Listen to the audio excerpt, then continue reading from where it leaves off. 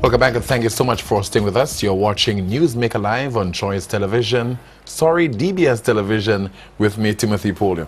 It was bound to happen. We know that. We expected that to happen. Anyway, it's DBS Television and it's NewsMaker Live. My producer is screaming there.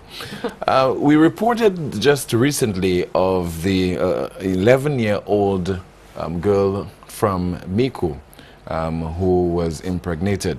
And that is certainly shocking news for many of us in St. Lucia, but it has happened before. But we got some good news earlier this week, if you want to call it that. We heard from the island's Education Minister, Dr. Robert Lewis, who said that the child will be allowed to sit the Common Entrance Examination. We have a report from DBS's Don Nicholas.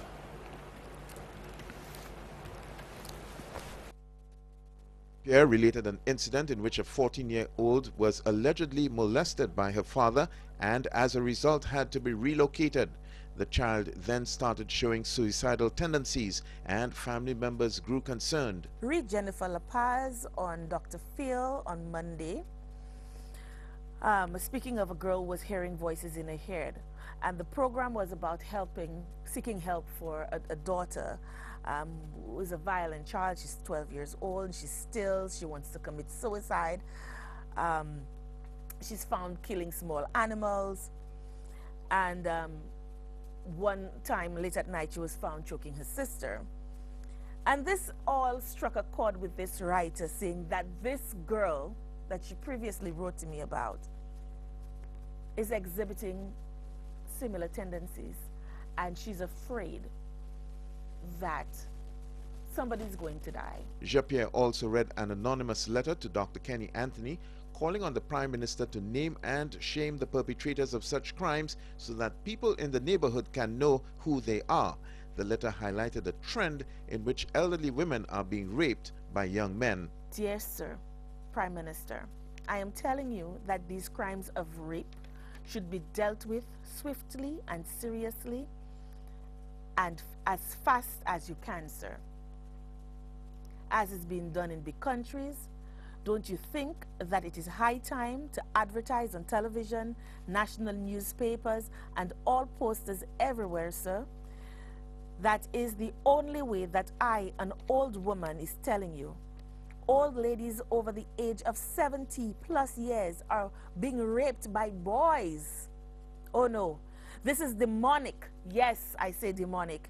You ought to advertise on television the faces of those rapists so all will know who he is, who they are, his surroundings, his neighbors would know them, or who they are, or who he is. A highly passionate Laura Jean-Pierre promised to do whatever she can to assist the victims and their families. For the DBS News World, I am Don Nicholas. Talk show host. Thank you very much, Don, for this report. This was not the actual report that we wanted, but nonetheless, we still got a message out of this report of elderly women who are being raped in St. Lucia. It's incredible when you hear, for example, that a 97-year-old woman from Monrepo was recently raped, and a 60-year-old, there was an attempted rape incident involving her. What are your concerns with regard to this 11-year-old and the rape incidents that have been occurring on the island over the last few months? Well, I mean, Timothy, words can't express how I feel about this, and like most St. Lucians feel about it. I mean, to be raped in your twilight years, when you have lived your life, when you know, are winding down, you're supposed to be respected and live a life of peace, and that happens, such a heinous crime. I mean, it's just totally unacceptable. I mean, words can't express this. But what can we do about it? This is the ultimate nightmare for anybody. But what can we do about those incidents, if anything at all? I mean, number one, we have to do something, and I think the solution has to be multifaceted. We can't bury our heads in the sand. We have a serious problem. We've got to recognize that. First and foremost, we need to pray. No. Well, we always need to pray. we always need to be, let's assume that we're praying anyway. We are praying anyway, we're praying people. We need to deal with the issue of the perpetrators. We need to be able to arrest them, prosecute them. We need to get them off the streets. It is important to get those perpetrators off the streets. Who is responsible for taking care of this Clearly, the issue? police are the ones responsible for apprehending, prosecuting, and of course, the judicial system is responsible for ensuring that justice is served, justice is done. Secondly, we need to prevention. Prevention is important. How come society creates or brings forth these criminals? Every one of these criminals started like an innocent child. Every one of these criminals started like us with a clean slate to write on. How come? How come? What happened in their lives that have caused them to become the way they are? And I think we need to begin to seriously address the issue of family breakdown and deviance in society, because they didn't start their crimes with rape, most of them. It started with small acts of deviant behavior, incidents which put them at risk of deviance, which were not dealt with, and we're finally seeing the end product. And so we have to begin to look seriously at investing in our human services department that should be able to identify cases where children are at risk, cases where families are breaking down, which leads to children becoming deviant, and address it before it becomes a crisis. For many years now, and successive governments have to blame for this. I'm not just blaming the current government. Should you be blamed as well? Because governments. you were once minister with responsibility for gender relations. Yes, and when I was minister with responsibility for health, human services, and gender relations, there were a lot of things we were able to do. There were a lot of things we were not able to do because we didn't have the resources. So should we say the same thing about the authorities right now? I would have to say that ministers of finance need to be cognizant of the importance of nurturing and having strong families, and ministers of finance need to invest more in social services. Traditionally, ministers of finance have seen the social sector as draining, consuming resources, and not recognize that the social sector actually is very much tied into the economic sector, where if you have healthy individuals, you have a healthy workforce, and you have a healthy economy. So we need ministers of finance who decide where money goes should begin to see the social sector differently and begin to invest more in the social sector. But ministers of finance will tell you that there are a number of emerging problems that they cannot ignore. Climate change is one such issue, and then you have the recurring problems relating to crime. Yeah. Well, I mean, in our countries, developing countries, we will always have limited resources. I'm not saying that we have money to do everything. Look at the Mossad boys, the Boys Training Center. Timothy, traditionally, I mean, we have not invested in this space at all. What are we doing with our young boys who are there for care and protection, who are mingled and mixed with boys who have already exhibited deviant behavior and have committed, in some cases, very serious crimes? What are we doing? For so many years, we've spoken about that, and nothing has been done. When I was the minister, we advocated for it, we asked for changes, and we only got tokens when there was industrial unrest. And it is this just keeps on going. That says something Now, about both the United Workers' Party and St. Michel Party as I said, administrations. Successive governments have not taken this seriously, and I said that at the outset. Now let's just go to the case of the 11-year-old who's been impregnated. I mean, catastrophic for a child's life. I mean, you're talking about, I regard an 11-year-old as a baby, to be honest. I mean, you're talking about a child against whom a very serious crime has been committed. That child needs the care, the love, and the support, because, I mean, she is a young mother. That's what she is. And no child should ever be placed in that position. Someone has committed a very serious offense, and that person needs to be prosecuted. A strong signal needs to be sent. But we're talking about this case today because she's pregnant. Were she not pregnant, we would not be talking about this today. There are so many cases where children even younger than 10 are being sexually abused, sexually molested. And these cases never get talked about, never see the light of day.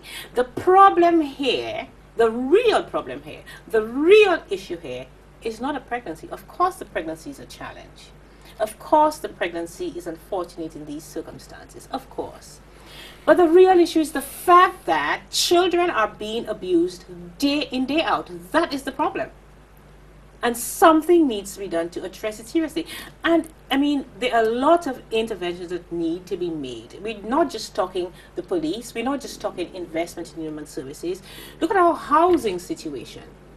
Our housing situation is seriously contributing to the fact that children are abused. Poor housing contributes to the sexual abuse of children, where children, their innocence is robbed of them because they are not in a proper situation with regard to housing, where they are exposed to things that they should not be exposed to. So we have to take a holistic view, and we have to have governments that are so serious about these issues that they will look at every single thing that contributes to the problem. And if there are 10 things to be done, not stop at doing 9. Do you think that many people are watching this broadcast tonight? They'll be saying that here we go again.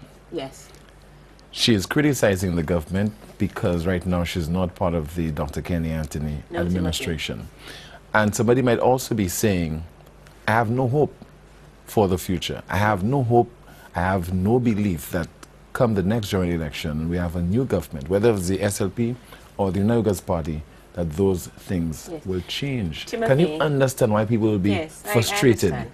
First of all, the first point I made myself was that successive governments have failed. So I've not put a party color on this. I said that myself. Successive governments have failed. And I said to people, may say, well, you were the minister, why didn't you? Well, I dealt with the money I was given. I believe that with myself and my staff, we left a very good record of Ministry of Health. You can only work with what you have.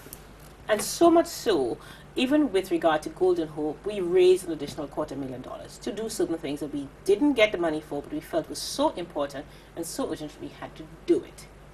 So at the end of the day, we will have elections, we will elect governments, we will review and assess. It is important for the electorate to demand from the people in government what they wish to see. And to be honest, Timothy, as a people, we are scared of agitating, we are scared of demonstrating, we are scared of asking for, because we are scared of being victimized. Government should not victimize people, but people need to be prepared to stand up. People need to be ready to demand from government. People need to be ready to do what it takes to get the attention of government. We must stop running scared. We must stop talking, but we must be prepared to call governments and to hold them accountable. People must be prepared to do what it takes. Within the confines of the law, of late, we hear people saying that there's a need for a revolution. We also hear people saying, if you cannot hear, you will feel. What say you to this? Well, I hope the people mean, if you can't hear, you'll feel in the ballot box. I hope people mean that, because I'm not advocating anything outside the law. The law allows us to peacefully demonstrate. The law allows us to petition our parliamentarians. The law allows us to ask them questions and to find them and to call them up, whether it be in the news media or wherever. The law allows us to demonstrate in a peaceful way our dissatisfaction, or it allows us to call on governments. Should people also have the power of recall, you think? Should they have the power of recall? Well, I mean, that is something that was posited in the Constitutional Reform Commission. I mean, I think it has merit. We can look at it. I don't see why it should be off the table entirely. Sometimes, though, and that's just my little sort of question mark about it, sometimes, though, I mean, politicians do try. They do try really hard. And sometimes people don't acknowledge that, if you know what I mean. So, but I think it should be open to the people. But in a democracy, certainly, if you can elect people, you should be able to recall them. If your efforts in the private sector do not produce positive and tangible results, you will be fired. Absolutely. The contract will not be renewed. Yes. Why do you think that we should have a situation where, again, politicians are recycled? You remove one government in office now and they return 5 years later. Why should this continue? Is there a problem with the system, Mrs. Surflood-Bobra? Yeah. Well, people tend to vote on party lines. I think that is a real issue here in St. Lucia. This is my party, I'm going to vote for my party. Whether or not my party performs, if my party does something for me, if I get a benefit personally, when my party is in government, I'm going to vote for my party. A lot of us think that way. But it does not benefit the wider population. Right. We don't say, I mean, I don't care about what I do, what I get personally. I want to see my country move forward. A lot of us care about what we are going to get personally when our party is in office. So people vote party lines. But on the whole question of accountability, look at we have a situation that is so unacceptable where we do not have public accounts committee meetings at all. So we just approve funds for government in budgets, and we never ask, but why didn't you do what you said you were going to do? Never, ever. Are we serious? We will be serious the day when we provide resources for government and we hold them accountable before we increase their budgets the next year. We're not serious. The people have not called for meetings of the Public Accounts Committee. People haven't called for that. We're not serious, Timothy. We're not serious. We're still more concerned about what we hear on the talk shows, but Parliament is empty. Do we read our laws? I mean, government is still bringing bills to Parliament and passing them in one sitting, going through all three stages in one sitting. Government is still doing that. The bills are not circulated so that people can have an opportunity to know what laws the government is proposing. No, things are still done in secrecy. But how can the people pose a challenge to this when, for example, they are not organized? They're not in a group. You have a very inactive, if I should say so, civil society, if existing at all, civil society. Yes. I think one of the problems is, to be fair to the people, unemployment is so high. We are so bogged down with just making ends meet on a day-to-day basis. I mean, there's so many people who might want to come out and do stuff, but they're just trying to put food on the table. They're just trying to find the money to buy the medication. People are scared to visit a doctor because even if they can get the money to pay for the doctor's visit, they can't buy the medication. So with such high unemployment, with so much poverty, people are just really living from day to day, trying to make ends meet and cannot even think of the bigger picture because they're just trying to survive. People are suggesting that leadership is the issue. So therefore, as I asked you a few months ago, should it be Dr. Kenny Anthony returning to the helm of the St. Lucia government or Mr. Alan Chastney? What say you tonight to this? I would like to see Dr. Kenny Anthony removed from office, and I would like to see the United Workers' Party led by Alan Chastney assume the leadership of this country. I think Dr. Kenny Anthony has failed dismally. He's had enough of an opportunity to prove himself, and we are in a situation where we just cannot afford another term of Dr. Kenny Anthony. And therefore, you're supporting Mr. Alan Chastney serving as Prime Minister of St. Lucia? When I contested Alan Chastney, in my concession speech, I made it very clear that I accepted the democratic process and that I would work with the United Workers' Party as far as I could to ensure victory at the next general election. And I remain true and committed to that promise that I made. So allow me to try again. Alan Chastney, as Prime Minister, will receive the support of Mrs. Surflood-Bobra, or you support Mr. Alan Chastney as Prime Minister of St. Lucia? Well, I have already demonstrated my support for Alan Chastney's leadership. Following the convention, I have attended meetings of the party, and I intend to continue to do that and to make my contribution. I think it is time that we have a change of government. We just cannot have another 5 years of this administration. Why should Mr. Chastney have the edge, or be given the edge over Dr. Kenny Anthony? Well, I mean, Timothy, we see what's going on in St. Lucia. I mean, it is just totally unacceptable. The lack of hope the despair. I mean, you can't afford basic things in a supermarket. Timothy, you want to make a cake, you want to have a dessert after your Sunday meal, and you're hard-pressed to buy the ingredients to bake a cake. It's your child's birthday, you can bake the cake, but you can't ice it.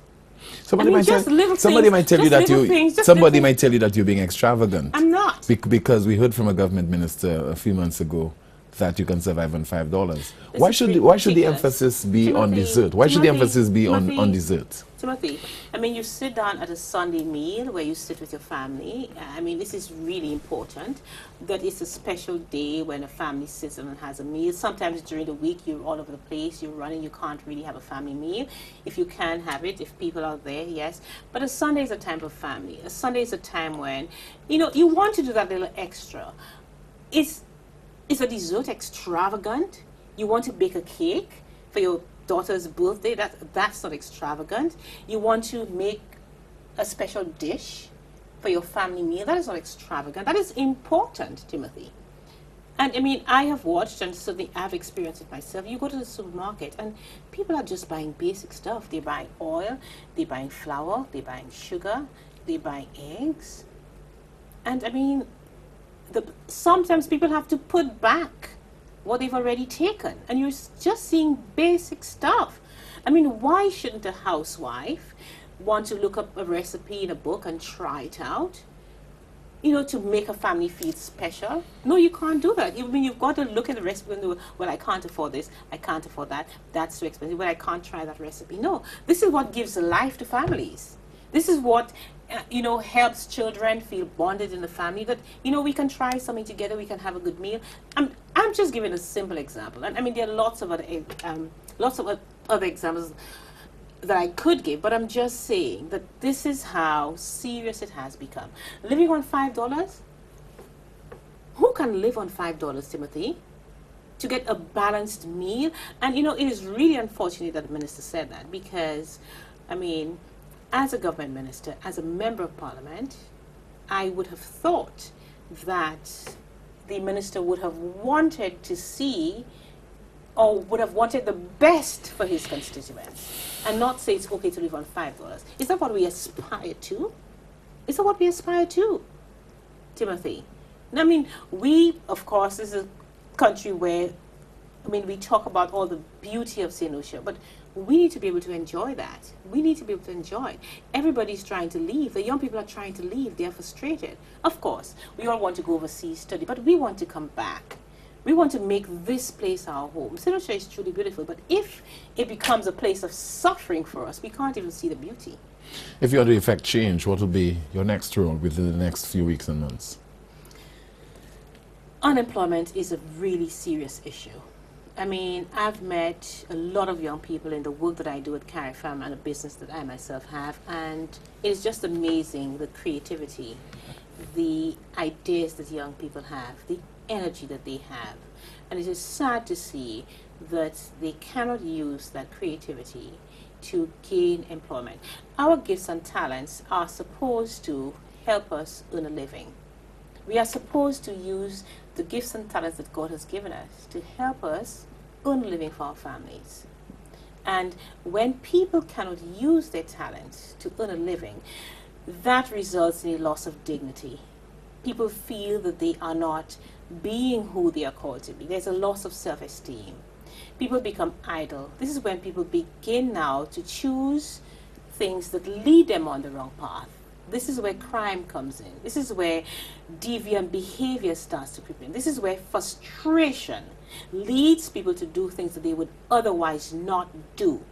The unemployment situation is really important we address it, not just because we need to put money in people's pockets, but we need to give people a sense of worth, a sense of dignity, so that people can really lead the quality of life that they need to live. And if they can't do that, they will be frustrated, and it will manifest itself in different ways. Timothy, we have not done a study on it yet, but I am almost sure, or I'm sure in my mind, that suicide rate has something to do with the depression, the lack of hope, and the despair that people feel.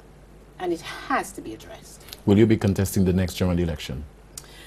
I have not decided to do that, Timothy. I mean, I have not given enough thought to that, and I cannot see at this point that I will be contesting.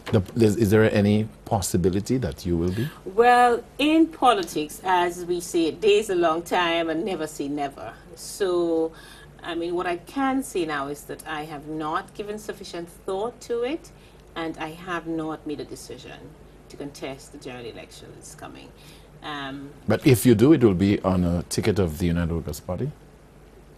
If I do, it will be on the United Workers' Party ticket. If I do. I mean, I'm not a member of the Sinusha Labour Party. I'm a member of the United Workers' Party. I've committed myself to working with the United Workers' Party. And if I do, it will be on the United Workers' Party ticket, yes. You're watching NewsMaker Live right here on DBS Television with me, Timothy Polion. When we come back, your calls.